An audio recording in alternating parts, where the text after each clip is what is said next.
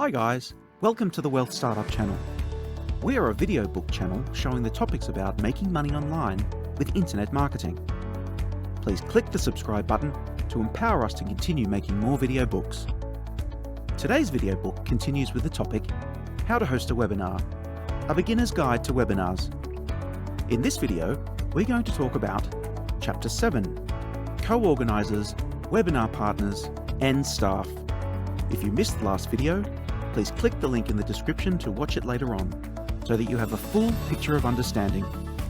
If you also want to have the text version of this video book, you can refer to the download instructions that's stated in the description. Okay, let's get started. Chapter 7, CoOrganisers, Webinar Partners, and Staff. One of the best things that you can do to improve the quality of your webinars and attract more attendees is to invite people to speak with you, all on the same basic topic. Of course, if you are doing your first webinar and you don't know a whole lot of people within your niche, this might be challenging. A co-organizer, as it is called by most platforms, is someone who is running the webinar with you. This person may or may not have administrative access to your webinar. That will be up to you. However, they will be speaking at some point, so you're going to have to choose a platform that allows that. Tip: if you can avoid it, don't add your co-organisers as actual organisers on the platform. That's because the platforms charge per organiser, and you may have to pay a lot more money in order to have multiple organisers. Instead, try to get them in as an attendee and then unmute them and put them on the presentation screen if possible. There are tips and tricks to doing this, depending upon your platform. Where to find co-organisers. Getting someone to speak at your webinar, whether you are sharing the stage with them or not, can be difficult. Unless of course you are willing to pay someone. But if that is the case, then you want to keep in mind that the more respect they command in your niche, the more they are going to charge for speaking at your webinar. Finding them is relatively easy. Just look for other people who are writing blogs on the subject, or who have written self-published ebooks on Amazon, or that have ClickBank products in your niche. Many of these people are eager to take any opportunity to promote their business, so you may be able to convince them to speak for free in return for allowing them to promote their own product or service. Approaching co-organisers. This is the point where many people fail to follow through. They have trouble reaching out to other experts in their niche. You have to have the confidence to do it though, if you want to find extra speakers for your webinar. Let's first go over a few ways that you can contact someone that you find online, and then we'll draft an example letter of how you might contact such a person. How to contact co-organisers. Look for a contact form or email address on their website.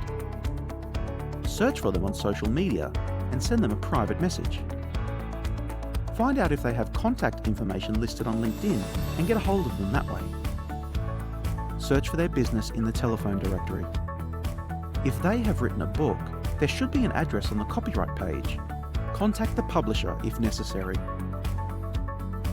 What to say to co-organisers. Below is an example letter that you might use to contact co-organisers that you want to share the podium with you on your next webinar. Dear Mr. Burns, I happened to stumble across your blog and read several posts. I was very impressed by your information on choosing niche website keywords. I use many of those same techniques myself. I noticed that you have written an ebook on the topic and published it recently. I am hosting a webinar on March 30th regarding the exact topic you discuss in your book. I wondered if you would be interested in being a guest speaker at my webinar, which would allow you to promote your book to the attendees. I am expecting between 50 and 100. Sincerely, Steve Eddings. Webinar partners. The next subject that we are going to discuss in this chapter is the webinar partner. This is someone that you team up with to present webinars. One or both of you may be guest speakers, or you may take turns. Generally, when you partner up with someone, you share the profits that you make with the webinar. This can be a really great strategy for making money with webinars, but it can also backfire. For example, you may have a falling out with your partner that puts your assets, not to mention your business, at risk. The only time you should partner up with someone is if the following requirements have been met. You both have something of equal value to offer to the webinar. You are able to agree on a revenue stream that pays both of you equally. You have negotiated an agreement as to what happens if and when the partnership dissolves. You are both professionals and will not sabotage or undermine the other person's business in revenge. Webinar staff. The last thing that we will be discussing is webinar staff. The bigger your webinar gets, the more people you will need to run a successful one. To start with, you will probably need a moderator. Unless you have fewer than 25 people attending, a moderator can help field questions and pass on the ones that you need to answer. However, there are other staff members that you might want in the future.